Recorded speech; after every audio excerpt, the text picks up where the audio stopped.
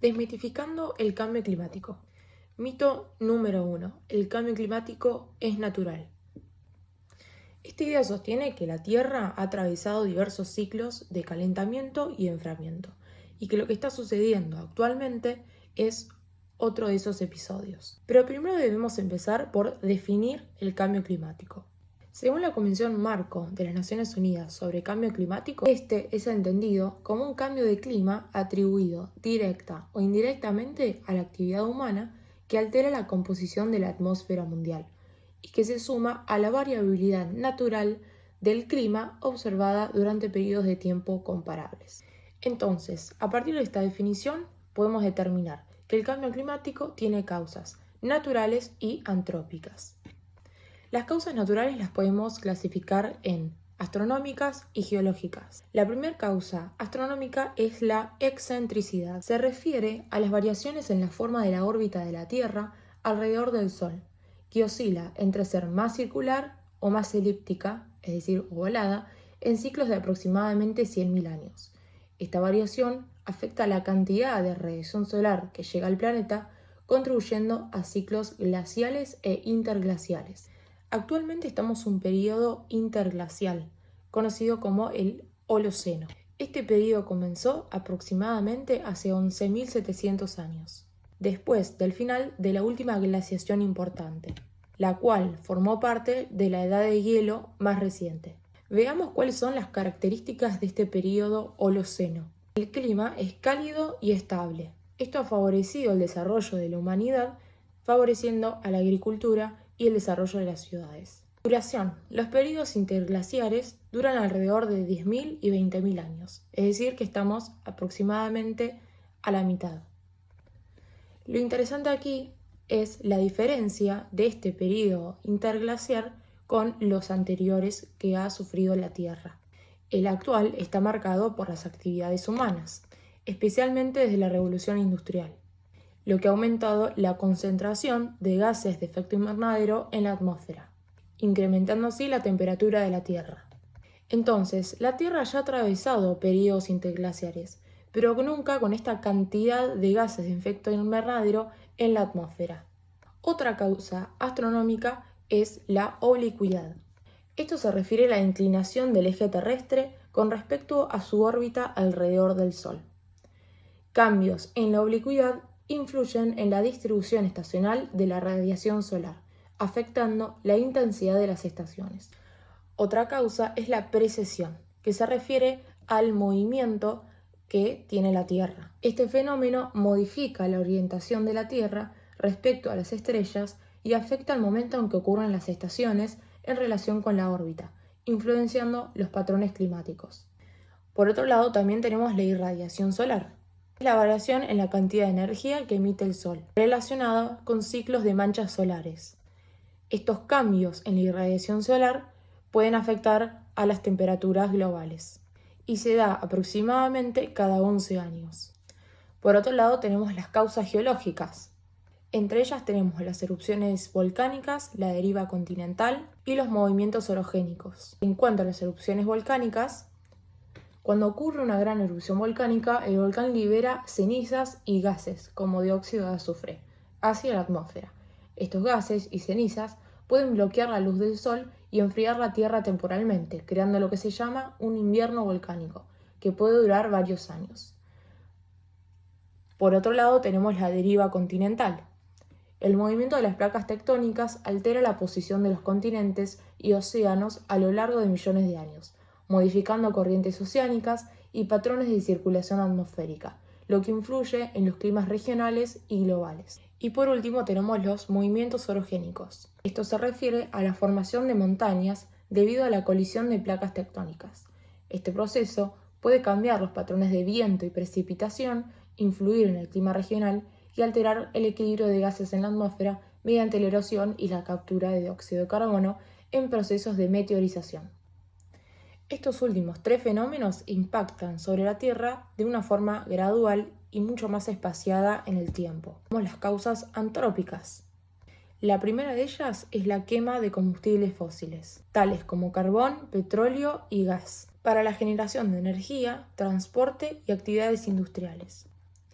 Esta es la principal fuente de la generación de gases de efecto invernadero, tales como el dióxido de carbono, el metano y el óxido de nitrógeno. Como segunda causa tenemos la deforestación. La tala y quema de bosques para hacer espacio a la agricultura, ganadería y urbanización reduce la capacidad de los ecosistemas para absorber dióxido de carbono de la atmósfera. Además, la destrucción de los bosques libera carbono almacenado en los árboles hacia la misma. También tenemos a la agricultura, a la ganadería, a los residuos y a los aerosoles.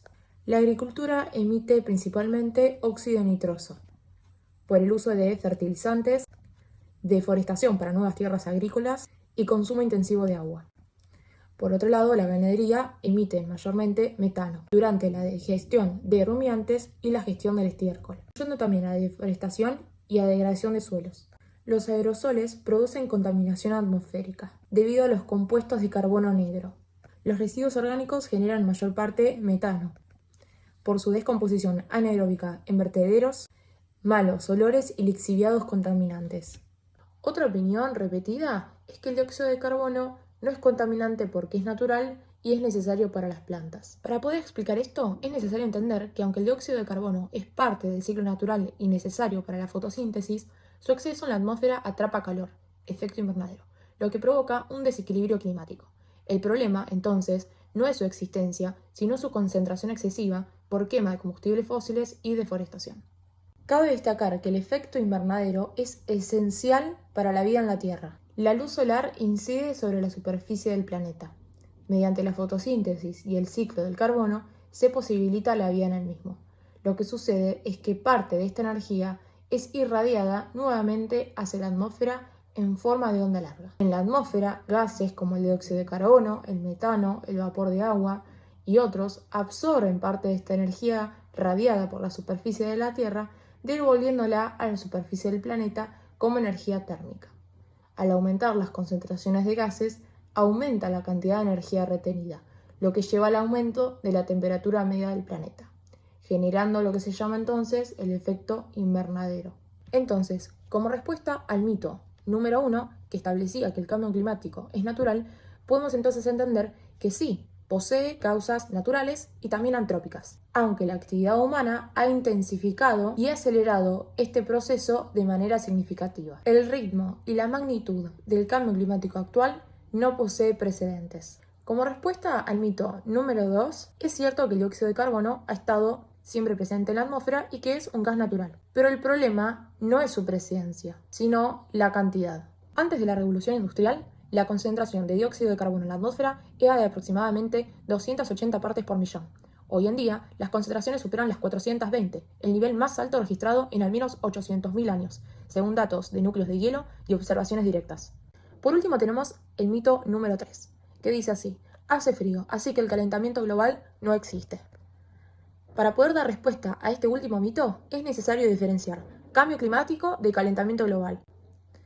El cambio climático es una consecuencia del calentamiento global y el calentamiento global es generado por el incremento de los gases de efecto invernadero en la atmósfera. El cambio climático es un término mucho más complejo y abarcativo, que incluye el calentamiento global y sus efectos asociados. Se refiere a cambios a largo plazo en los patrones climáticos globales y regionales, tales como cambios en las precipitaciones, sequías o inundaciones, incremento en la frecuencia e intensidad de fenómenos extremos, tales como huracanes, tormentas y olas de calor, el deshielo de glaciares y polos, el aumento del nivel del mar y la acidificación de los océanos. Utilizar el término cambio climático ayuda a transmitir que no se trata únicamente de un problema de calor, sino que afecta y desconfigura de alguna forma todos los sistemas climáticos. Y esto tiene consecuencias sociales, económicas y ambientales. Como conclusión, la historia de la humanidad ha demostrado que la ciencia no es absoluta ni inmutable. Más bien es un proceso continuo de revisión y mejora, donde las teorías se mantienen válidas hasta que surgen nuevas evidencias que refutan o perfeccionan estas teorías. Lo que sí resulta evidente es que nuestro vínculo con la naturaleza debe transformarse, reconociendo que las condiciones actuales son muy diferentes a las que se encontraban en la Revolución Industrial. Hoy, la relación entre economía, salud y ambiente requiere de una visión sistémica e interdependiente. El aumento de una variable, como la concentración de gases de efecto invernadero en la atmósfera, altera todo el sistema, tanto el natural como el social, ya que el clima actúa como un conjunto dinámico, donde cada cambio impacta en el equilibrio global. Reconsiderar nuestra interacción con el entorno es clave para mitigar y adaptarnos a esta crisis climática.